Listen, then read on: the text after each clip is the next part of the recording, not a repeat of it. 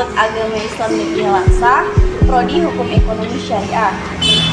Nah, saat ini saya sedang membuat podcast tentang ketika ngopi menjadi budaya anak milenial. Di sebelah saya ada narasumbernya langsung yang bernama Andika Laksmana. Abang ini lulusan Universitas Samudra. Beliau ada usaha kedai kopi di dekat kampus Universitas Samudra. Nah, jadi menurut abang kenapa zaman sekarang ngopi menjadi budaya anak milenial? Ya karena menurut saya banyak mahasiswa tuh mau buat tugas, buat skripsi ataupun mau nyusun agenda untuk rapat-rapat organisasi itu biasanya ya mereka ngopi gitu. Mungkin dengan ngopi mereka bisa dapat ide-ide tambahan ataupun bisa merasa lebih fresh saja lah waktu mengeluarkan ide-ide tadi gitu. Menurut saya sih begitu.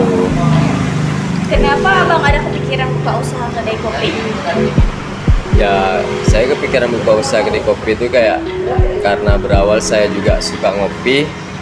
Jadi daripada saya ngopi di tempat orang, ya lebih bagus saya buka usaha sendiri. Jadi saya bisa ngopi secara free ya, bahasa itu ngopi free ya kan. Terus juga bisa dapat penghasilan tambahan gitu. Menurut abang budaya ngopi menguntungkan atau merugikan?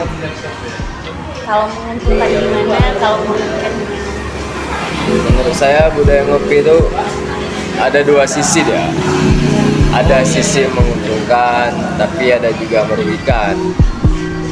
Menguntungkannya gini, bagi mereka yang memang ngopi itu mencari inspirasi buat tugas, buat skripsi, ataupun buat rapat, itu ya memang menguntungkan lah di sisi ilmu pengetahuan, wawasan mereka juga bertambah, mereka dengan teman-teman yang lain jadi lebih dekat. Tapi kalau ngopi ini bisa jadi suatu kerugian, kayak memang kita pulang kuliah ngopi, main game ataupun nonton film, kita nggak melakukan aktivitas-aktivitas yang bisa nambah wawasan kita. Saya contoh ada orang ngopi dateng kayak langsung buka game online, main berjam-jam. Kadang nanti ada tugas kuliahnya ataupun ada pekerjaan dia di rumah yang nggak dia buat hanya demi main game, itu kan bisa jadi suatu kerugian untuk diri dia sendiri gitu. Ada kan memang budaya ngopi ini lagi marak, tapi tergantung ke individual lagi masing-masing bagaimana dia membawa diri di tengah era yang maksudnya gini, di tengah kan ini lagi hits banget nih ngopi sana ngopi sini gitu. Kalau kita ngopi-ngopi aja hanya buat hai aja, itu buat apa gitu kan, tidak menguntungkan. Tapi kalau misalnya kita ngopi, ada agenda-agenda yang kita bahas sama teman-teman, baik itu agenda perkuliahan atau sekolah, ataupun ada ide-ide bisnis yang mau kita kayak misalnya antara kamu sama teman kamu itu mau buka usaha gitu, jumpa di warung kopi lagi mau bahas nih gimana rancangan-rancangan usaha, itu kan bisa menguntungkan gitu. Nah, jadi menurut saya tergantung kita lah, kembali kemana nih kita mau bawa nih ngopi ini kemana gitu, ke yang positif atau yang negatif ya gitu. Jadi menurut abang bagaimana nih perkembangan coffee shop, warkop, apa terus berkembang seiring berjalannya waktu? Nah, menurut saya bakal bisa berkembang terus sih kalau warkop nih, karena ya budayanya gitu, mahasiswa ada tugas ngopi, mau jumpa teman ngopi, mau semuanya ke warung kopi ya. Kalau budaya terus gitu ya coffee shop ini bakal ya, contoh aja kita lihat di kota kita sekarang ini, contohnya di kota Langsa, warung kopi bisa yang besar aja itu bisa ada sampai 10 sampai 12 warung kopi yang besar. Lain lagi warung kopi yang di kita bilang yang di kecamatan atau yang di kampung-kampung, itu juga pasti setiap kampung itu udah ada satu kita bilang sekarang. Tapi bang, contohnya kayak seperti misalkan coffee shop yang cuma jualan jus gitu doang, itu apa bakal berkembang?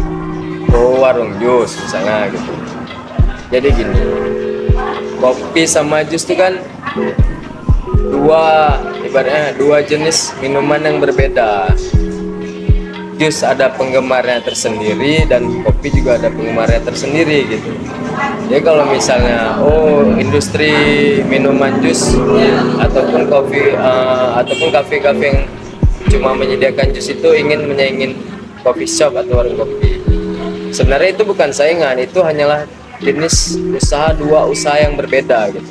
Karena jus juga punya penggemarnya masing-masing, sedangkan coffee shop juga punya penggemarnya masing-masing. Jadi beda. Jadi kalau untuk seiring berjalan waktu itu bisa berjalan beriringan aja gitu. Yang suka ke warung jus, yang suka ke warung kopi, bisa ke warung kopi gitu. Jadi abang selaku usaha gimana sih cara mempertahankannya biar budaya ngopi itu ada di kalangan milenial?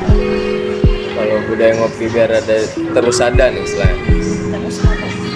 Sebenarnya mempertahankan tuh dia lebih sulit daripada mendapatkan. Itu arti bahasanya. Kenapa begitu bang? Ya karena sesuatu itu yang mempertahankan sesuatu itu memang lebih sulit daripada kita membangunnya di awal gitu. Tapi kalau kita mempertahankan usaha kita yang sudah berjalan itu mungkin gini, ke customer itu ataupun ke pelanggan tukang yang biasa datang itu kita tanya apa sih kekurangan dari kita gitu. Kita harus lebih banyak komunikasi sama mereka gitu.